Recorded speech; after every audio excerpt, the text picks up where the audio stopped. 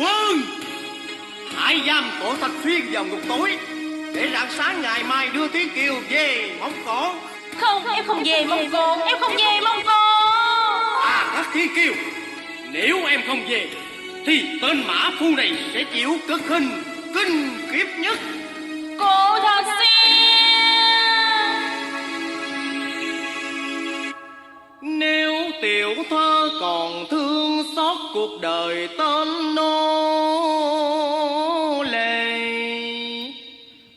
thì tiểu thơ nên về lại với quê hương.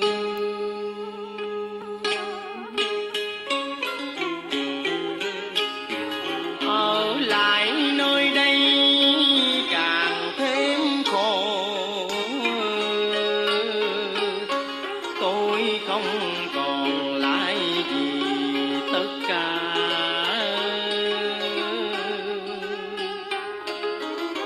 Tôi chiến bại rồi, đành chịu bó tay thôi.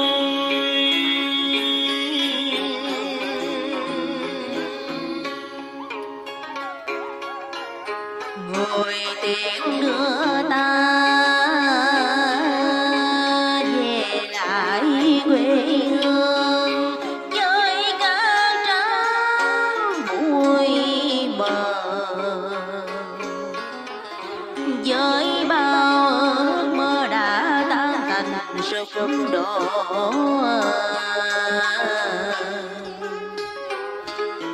Với kỷ niệm chưa thành, sao người dội xóa tan đi.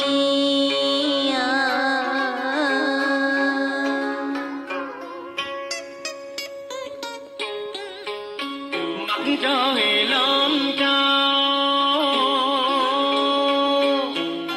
em hãy lo thu xếp lên đường.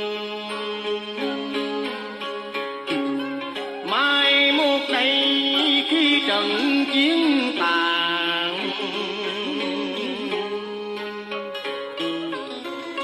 anh sẽ về bên em để cùng nhau sum họp,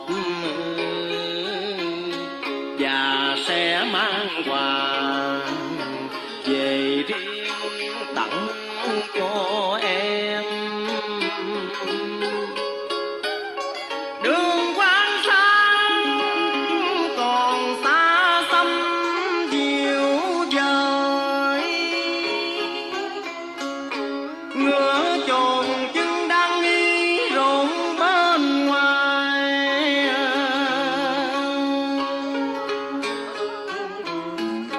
Xin tiểu thơ đừng nan lại nơi này.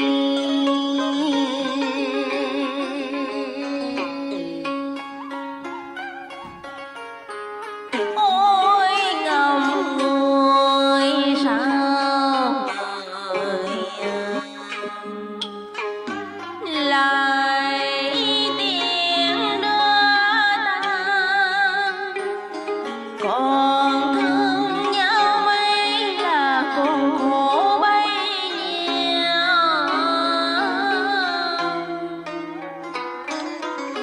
Một phút xa rời, lòng chợt thấy quặn đau.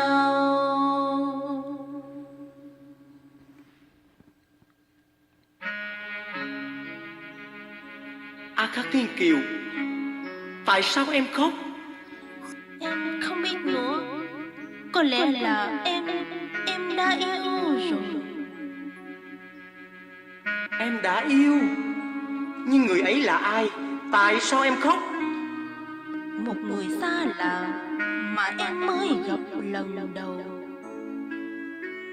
Một người xa lạ, thôi hết rồi. Anh Tru Sa, anh làm sao vậy?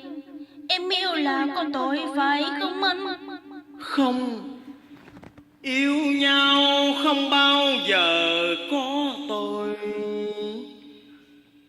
nhưng anh chỉ muốn nói với em một điều mà bấy lâu nay anh ôm ấp mãi trong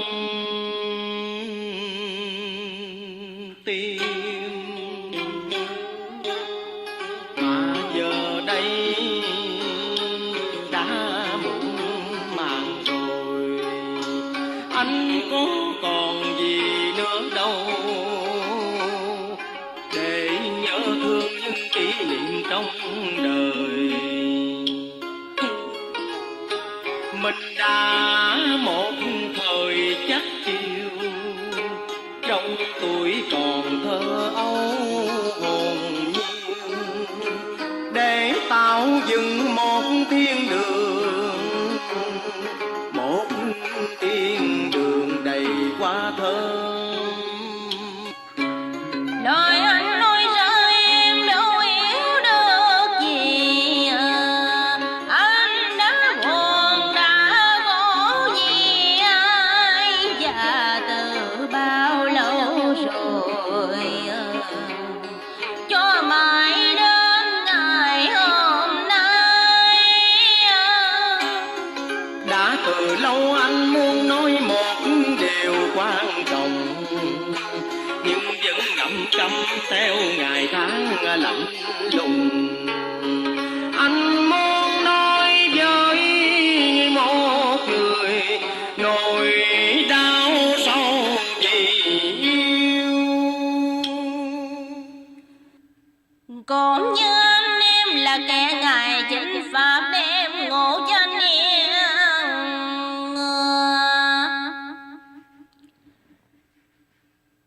vào hiểm rao nguy, chứ bao giờ biết sợ sao bỗng nhiên nghe lạnh cả tâm hồn. Nhìn nắng mây trôi lòng cũng rất sẽ buồn, lòng dũng tướng chợt nghe mềm miêu khi một lần đối diện với tình yêu. Chu sa anh đã yêu và vì yêu mà đau khổ, thì chắc hẳn rằng anh hiểu được lòng em. Em muốn bỏ yên cơn rời đau kiếm, xóa tóc mây tô ba thắm môi hồng. A Khắc Thiên Kiều, có phải em và người ấy đã hẹn thề nguyện ước? Không, người ta vẫn hững hờ và xem em như kẻ lạ người xa. Trời ơi, kẻ mình yêu lại hững hờ xa lạ, thì còn gì niềm đau đớn nào hơn.